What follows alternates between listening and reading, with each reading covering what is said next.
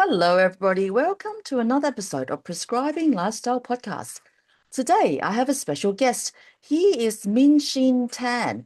He's a former food technologist. I've invited him to come into the Prescribing Lifestyle Podcast to talk about the food industry. And he's going to share with us what he used to do. He's not doing this job anymore, but he's going to have an insider view, a balanced view of the food industry. Welcome to the podcast, Min.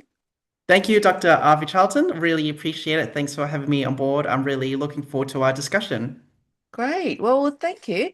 So, just to start, tell us about what you used to do. You were a food technologist. Just give us some heads up on what do you do? Yeah, absolutely. So every time I meet someone new and they ask me, what does a food technologist do? So in essence, we are the people that create the different types of processed food or ultra processed food. So that ranges from getting the flavors, the ingredients, textures, the mouthfeel, and the packaging. The easiest analogy I can think of for food technologists is that they're a mixture of Willy Wonka and the Oompa Loompa combined together. Okay, well, good. Okay, great. And what sort of food did you use to manufacture or design? Yeah. So as a food technologist, there are different specialties, and my specialty was in product development. So what that means is the role of creating different types of products on any kind of industry. And I worked in industries ranging from pet food, poultry, so that's like chicken nuggets, chicken tenders, chocolate, confectionery, dairy, so that's yogurt, flavored milk, and I did supplements. I've also done um, oh gosh, drawing a blank here. Um, yeah, I think I've done so many different types already.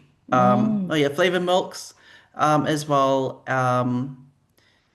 Cheeses and oh yeah, and also cat and dog food or pet food in general.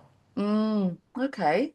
So tell us a bit more about what sort of work goes behind it. What exactly, how do you design a food? Yeah, so there's a lot that goes into product development for processed food or ultra processed food. So because processed food has been around for such a long time, that basically a lot of the technology to create this type of food has been established back in the 70s or 80s or even earlier. And basically, what we do is that we tend to have a look at what is currently in the market or getting inspiration from other markets. So in Australia and New Zealand, there tends to be a lot of inspiration taken from the UK and sometimes as well Asia. So basically, it's saying, okay, how can we replicate? It could be a flavor, it could be a texture. And a lot of times, it all starts off in a kitchen or a lab. So we'll be replicating as much as we can. For example, if you wanted to make like a new type of muesli bar, Mm, um, so it'll be like, okay, what are the things that you want in a muesli bar? Do you want the muesli bar to have high protein or do you want it to have high fiber? Then as a food technologist, it's our role to see and make sure that the ingredients that we're sourcing are up to standard and that they fit the costing requirements, they fit the nutritional requirements.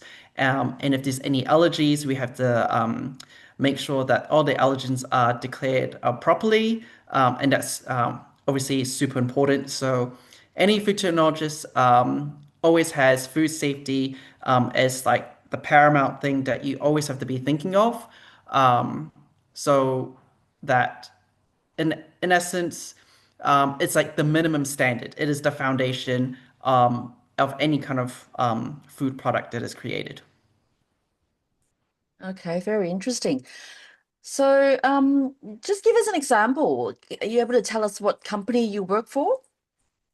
So I can say that one of my first jobs as a food technologist was working for Mars Pet Care. In Mars Pet Care, they create dog and like cat food globally. So it is obviously a huge market.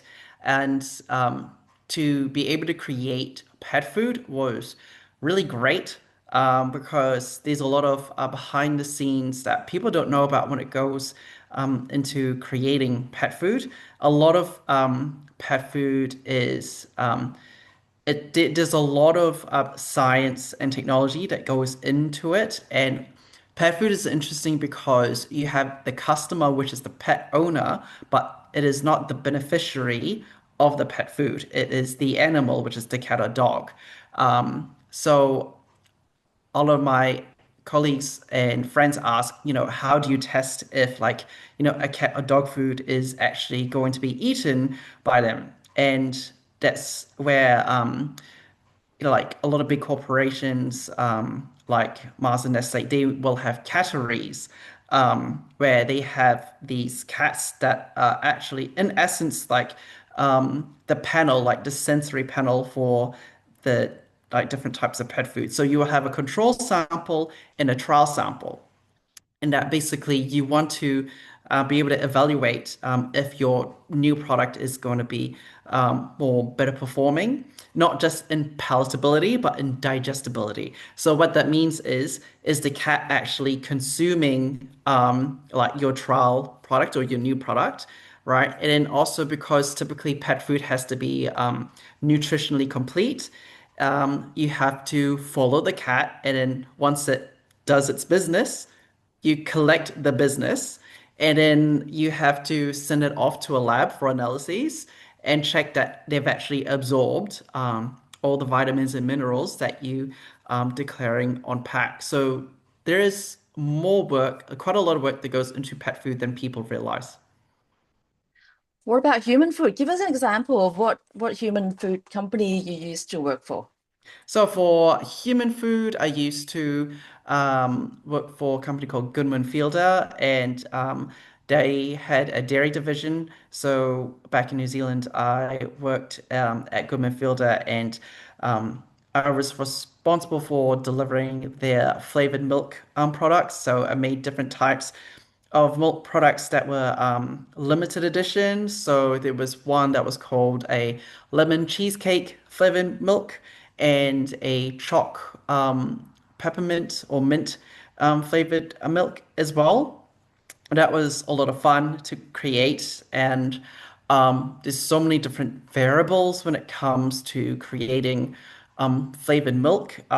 Again, that's a whole different science, and also because that was based in New Zealand, the seasons of which you are collecting the milk is going to affect the properties of your product too.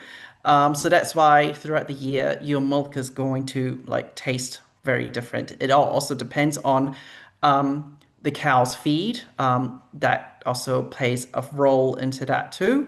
And also when it comes to flavor milk, obviously that is seen as a treat. So obviously it's quite like sugary. It has different flavors, and also being able to like experiment with different types of flavors to get and meet the expectations of what a consumer would want when they're consuming such a flavored milk. And typically, we can create anywhere from 30 to 60 different prototypes before one is chosen. And because it's such a big company and you want it to be commercially successful, that it has to go through what we call a sensory trial or in a sensory analysis, so that you are collecting data, like how is this going to perform from the sensory level and the perception so that people are going to enjoy it, right?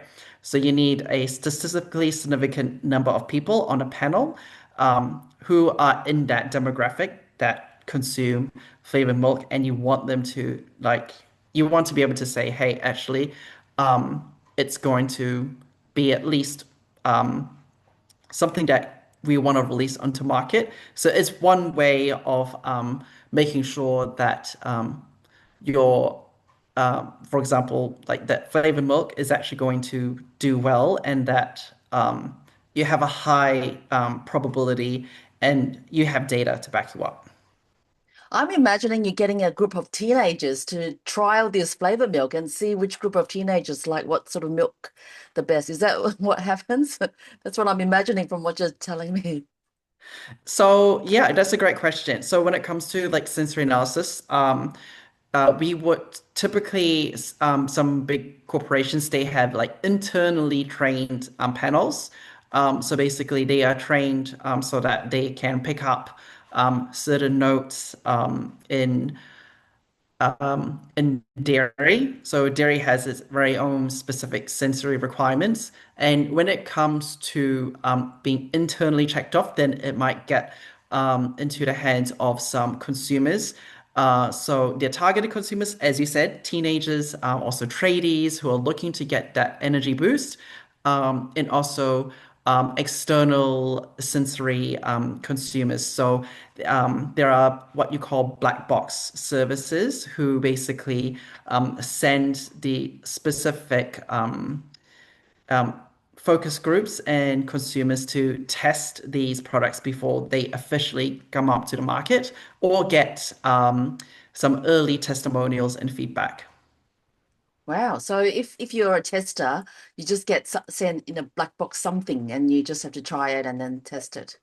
Yes, that's right. So Okay. basically, all is required is that you just give them your feedback, and there'll be a form with every single product that you are sent. And obviously, there's confidentiality involved when you receive those black boxes because it's very commercially sensitive. And basically, it's very valuable to do that exercise when there is time and budget allowed, and it gives you quite a lot of feedback to make sure that a product is going to be successful. Yeah, and in the low carb world, we always say these processed foods are engineered to make you addicted to the food, and because they would make you can't stop eating. Let's say if they're Tim Tams, you need to finish a whole packet because they're engineered to make you addicted. What truth is that? Is that true? So here's the thing when it comes to specifically ultra processed foods or snacks. So here's the thing when it comes to getting, and we always say that there's a serving size, right? And for those specific snacks, like Tim Tams, there is a specific serving size. However, there's nothing stopping a person from eating them over and over again. So it all comes down to this really, basically, in that case, it's the trifecta, what I call, of fat and sugar and salt, right? Tim Tam specifically have high fat content, really high sugar, and basically it gets irresistible, right? So that's why people can't stop at just one biscuit. They can't stop at just the one chip or the one crisp. And it can be really hard for people to overcome this because our brains have not evolved from our primitive days.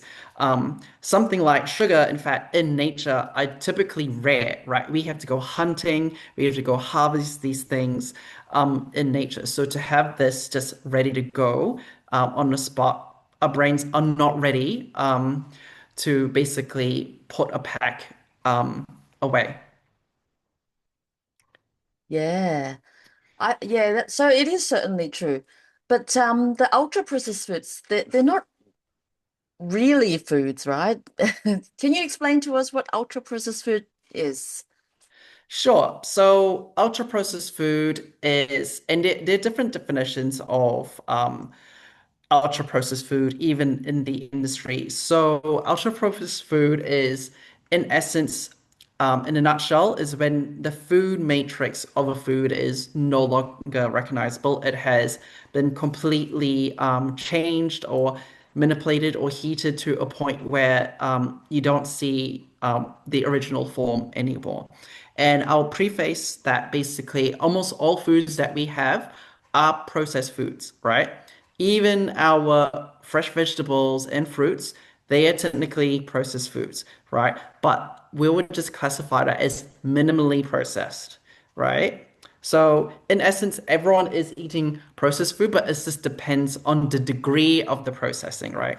So ultra processed foods, typically, um, you will have additives such as sweeteners, flavors, and preservatives to make sure that it's going to last longer.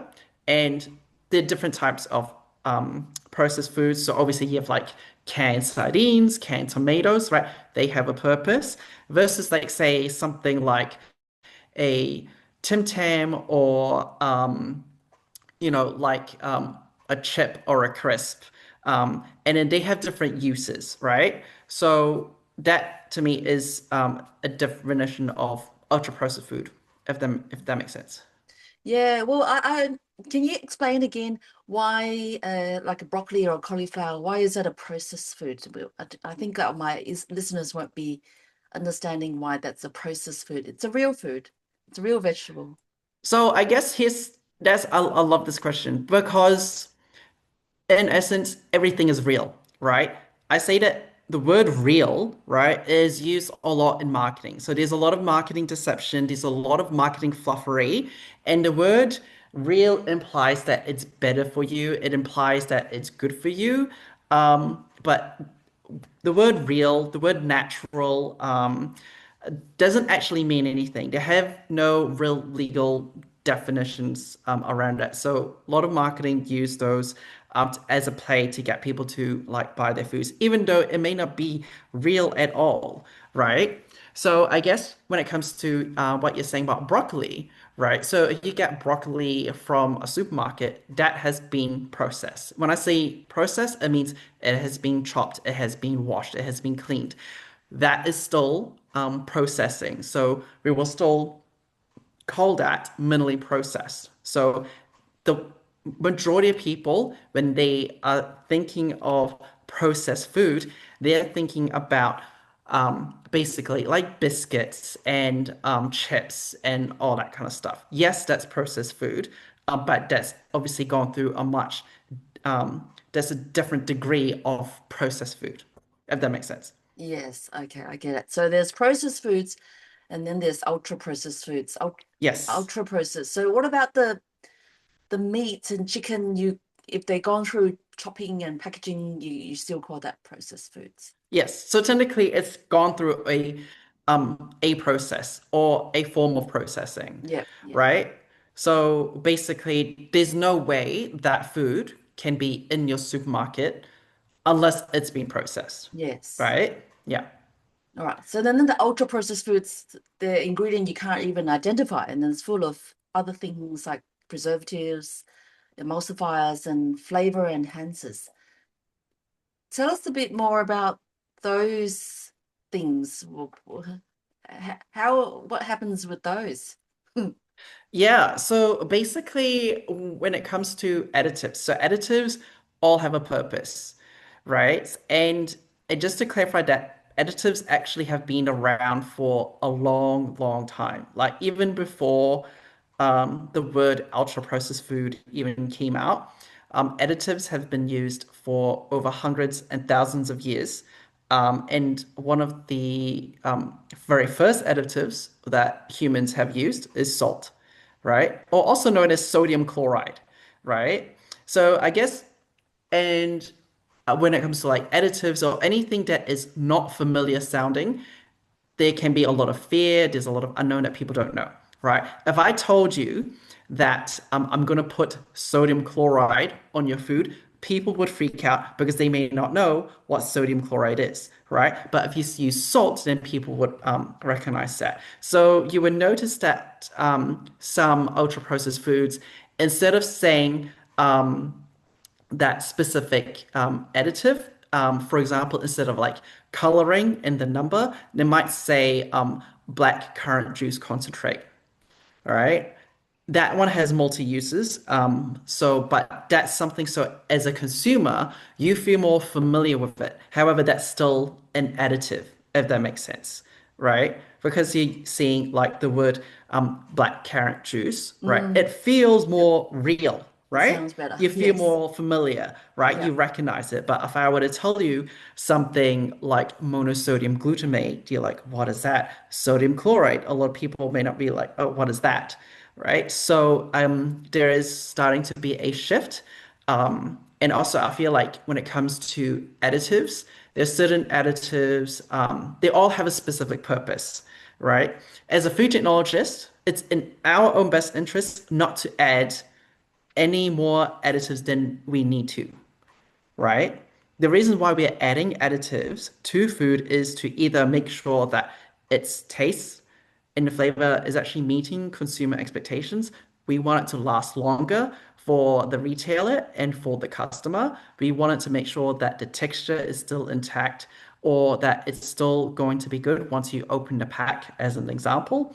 We want to make sure that it's gonna not go moldy. We're gonna make sure that it's actually gonna be lasting longer.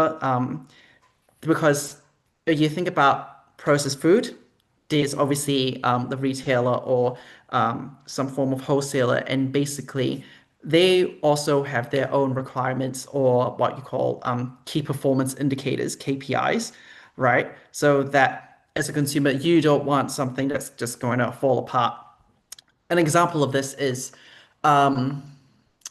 cheese, right? So you can get a block of cheese, and cheese is, I say, if you get like 1 kilo cheese, and then there's a period where people got shredders and you shredded your own cheese. However, for anyone who's shredded their own cheese, it's a pain, right? It's really inconvenient.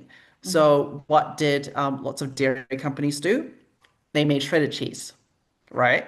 So the caveat of making something convenient, right, for a consumer is that you're saving a lot of time Yeah. as a consumer. However, from a product point of view, right, because you're shredding cheese, right, it's not going to last as long Hmm. as opposed to just like the 1 kg block, right? So that's where we have to add certain things like a humectant, right? So make sure that it's actually not going to stick together. So if you ever like shredded your own cheese, right, you will notice it just wants to clump together. So what's that who make it? Is it good or bad, or is it okay to eat? So when it comes to any additive in Australia and New Zealand, they can only be used if it's actually gone through sufficient tests, right? No food manufacturer is allowed to add any kind of willy-nilly additive or ingredient unless it's actually safe for consumption. So it goes through many rigorous tests to make sure that you can actually be consuming it. And also, typically for these additives, the amount that we add in these products is so minute. It is so small that you would not be able to pick it up. And also, it will be really, really hard or close to impossible to determine if a specific additive is going to cause you um, something detrimental later on in life. Yes, there are a lot of studies that might say, hey, this may cause like like specific cancer, but if you look into those studies, Hmm. right, those are not human studies, right? Those are all Hmm. animal studies. So it's really hard to pinpoint if it's like one specific additive or, is it in the form of it too? There's so many different variables when it Hmm. comes to this that Hmm. yeah, it would be really hard to know. Mm, okay. But what's the big food companies? Do they actually think about health in the consumers, or do they more want more sales? Because I don't think a lot of big food companies actually care about consumers' health with so much obesity rate and what do you think? That's a really great question. And here's the thing, right? Any every food company is a business, right? And as a business, you need revenue, you need profit. Um, at that same time, a food company is not going to be responsible for your health, right? You being a consumer, you being a full-grown adult, right? You're making your own choices, right? So that's why we have those mandatory things on the packet to actually show, okay, this is what you are consuming. So that's the ingredients listing, that's the nutritional information panel, that's the country of origin, where the manufacturing is. So any food company, they want to do the best they can do as like possible to make sure that one, their products they're making are, they're enjoyable, they're tasty, people come back to it. They are more healthier alternatives and options now. So obviously that plays an important role. And I would say that a lot of food companies are actually, they do care, right? They can't say that they don't care, but ultimately, you as a consumer, as a human, like you're still responsible for eating it. So, like, Arnott's, the Tim Tam maker, is not forcing you to consume the whole pack of Tim Tams, right? At the same time, if you just have like half a bite or like half a biscuit, that's completely fine too. But again, that's a choice that you make as a consumer. Yeah, very interesting. I don't think anyone can stop at half a Tim Tam. I have tried. I have Okay. tried. Okay. So how do you suggest consumers how to read fruit labels? How do you advise that we learn how to read fruit labels? Oh yeah, that's a really great point. So honestly, as a consumer, I don't blame them for seeing it as being so confusing, right? I don't blame them for basically not being able to understand what it means, right? Like as a food technologist, this is what we had to look at every single day, and then obviously we had the training to understand like what goes into it. So there's several factors into this that we don't teach this in schools. We don't actually educate people on nutrition and food and how to live a healthy lifestyle. I hope that changes. And to answer your question, like how can people read? So basically, I have like I'm in the process of writing a book, and I basically detail in really easy language the things that you need to look out for as a consumer, so that you're not confused. And that you eliminate any kind of confusion when you're looking at things, and also being able to remove and sift through all of the marketing fluff that is all on a lot of processed food and ultra processed food that is really unnecessary. And that causes the confusion when people want to make healthier lifestyle choices. Yeah, it's very difficult, absolutely. So yeah, as you said, you're writing a book. I was going to ask you about your book. So it's coming up and we can start pre-selling it, pre-buying it.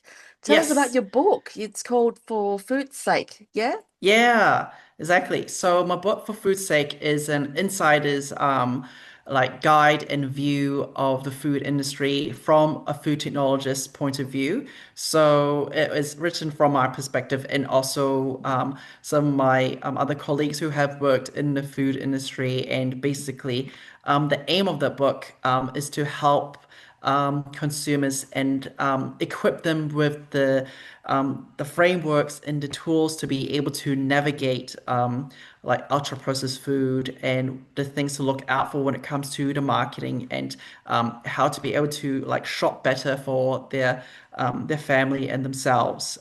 So I feel that this is information that is not readily available out there Mhm. because there's a lot of confusion, there's a lot of misinformation, there's a lot of fear mongering when it comes to ultra processed food. I do talk about, the pros and cons of processed food and ultra processed food, the origins of it. I feel like having this understanding is going to really help consumers make better choices. And here's the thing, when it comes to certain processed food. It is unavoidable. And also, we have to face it, right? Certain ultra processed foods, because we have been grown up with it. Maybe it's been in a household or has some kind of like familial value or a cultural value to us that is really hard to separate. So if we start putting this whole this is good and this is bad, then that actually doesn't help the conversation. It doesn't help the discussion, and it doesn't help the Mm, consumer move forward on how they are actually having their relationship with food, mm, right? So this mm. food book is about making sure that they are understanding food and not seeing it as like this weird alien that's going to take over their body. Yeah, yeah, that's great. I love it. So you try not to label this food as a good food, this label as a bad food. Hmm. But I guess it depends on what you're trying to achieve. If a person, Exactly, exactly. I'm so glad you said that because a lot of times these foods have been created for a purpose. They have been mm, created, so because a consumer needs the convenience, or the consumer needs like a lower price point, or they want something that is going to help, like, get more muscle in the gym or something like that. So all these different things have a purpose, right? As I mentioned, like, shredded cheese and, even biscuits, even though they are considered ultra processed food, but you still might need that for cheesecake. And of course, it's always okay to eat a treat every now and again. The issue becomes is that people start seeing treats as a daily thing, mm, right? So that's the thing that people need to be aware of. However, if we sway too much into think that every single ultra processed food is or processed food in general is like super, super bad, then like being able to understand, hey, look, it's okay to have a treat every now and again. Like I feel like it's not healthy to guilt trip yourself into not having something that you want, right? mm. Because simple people still like chocolate, right? And technically that is ultra processed. Yes, true. Yes. But I suppose if a person is trying to be losing weight, trying to get metabolically healthy, or if they're Hmm. diabetic, trying to reverse the diabetes, then there's a lot of foods that won't be helpful for their journey and not suitable for them. Would you Yes, agree? yes, absolutely. Yes. And given from your experience being a doctor, you have seen and met different types of patients who are going through, the different types of symptoms and whatnot, which, when it comes to certain ultra processed foods, it doesn't help them, their conditions. So I guess it really comes to having that awareness, having that understanding of when they are like ingesting like this food, is it like does that have any nutritional value? Or are they doing it just because they want to get that pleasure of Mm, that sensory experience of eating it? And that's actually like a symptom of a much darker condition that they need to go through. So understanding, and I do this exercise with some of my clients, is to not just blindly eat your treat food, right? mm, Actually really understand and pause what it is you actually digest and eating, yeah. right?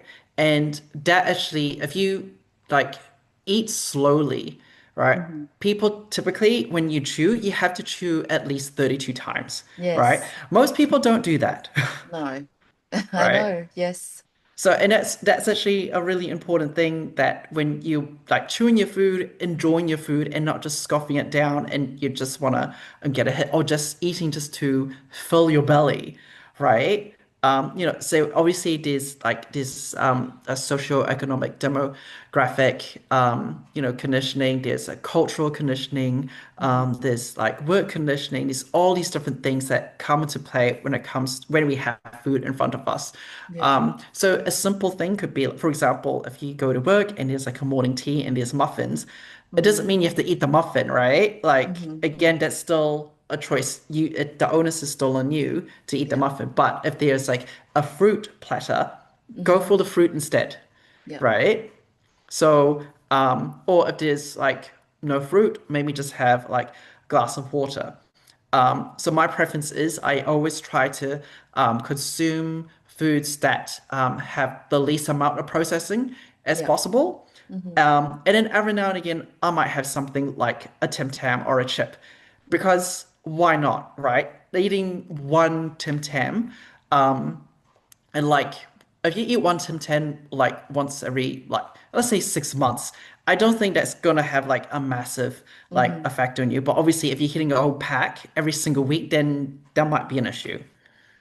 Yeah, yeah. I guess there's a group of people that I see that I have addictions, like food Mm, addictions, and they just can't control themselves. yeah. And sometimes eating one Tim Tam will roller coaster and set them off to non-stop eating and binge and eating lots of sugar, and they just can't stop themselves. So I Mm, guess in that case, they've just got to concentrate that their why is a little bit different, and they might have to not go there, not yeah, have one Tim exactly. Tam. Yeah, so would you say it's that's definitely, part of the brain. It's not just willpower. It's not just that they just can't resist it, but there's something else going on, Yes, that's like right. physiologically and mentally as well, that that is causing this addiction. Um, I know there are studies that go into this. And it's really interesting when for myself, my kryptonite are like chips or crisps. Yep. um and it's really hard. Just Mm, it's a major mental challenge just to yes. open one bag of crisps and just Yep. to have the one chip, right? That's way more harder than people realize, right? Like Absolutely. That's what I I, thought the I food like technologists would engineer to make you not stop. Mm, Yeah.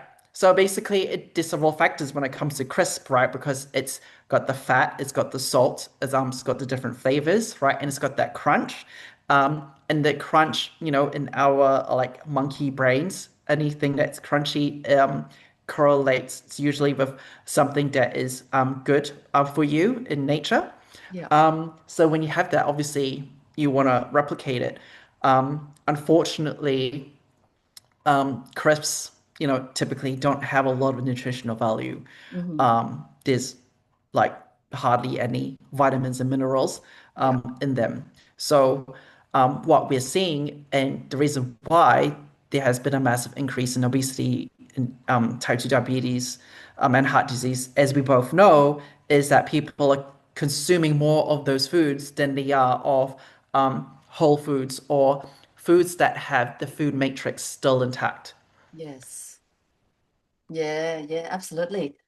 Oh, I love our conversation. So that is so interesting to get an insider view of what the food industry does and a viewpoint of a food technologist. Thank you for coming on. Oh, thank you, Dr. Ivy Charlton. I really enjoyed that, and I hope you and your audience will, take some little nuggets away from our conversation. And I'm really looking forward to reading your book as well. Oh, thank you, Min. So your book will be coming out next year, February, and Yes, yeah, I will put the link to buy your book in the show notes. And amazing. yeah, where else can my listeners connect with you? So I am on LinkedIn primarily, and also Instagram and TikTok. Right, I will put all the links into the show notes, and then people can follow you and learn more about what a food technologist used to do, and learn more about the food industry.